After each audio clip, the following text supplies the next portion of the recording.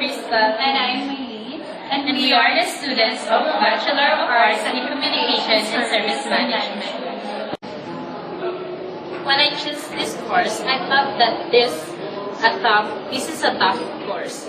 But as the time goes by, it is more enjoyable and interesting. We discovered and learned effectively on how to communicate and present ourselves properly. Maybe you're thinking, what would a BEXAM student end up working in? Well, I can assure you that you can have this work as in this following way.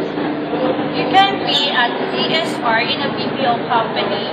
You can be a manager. You can be a front desk or reception, and many more. So,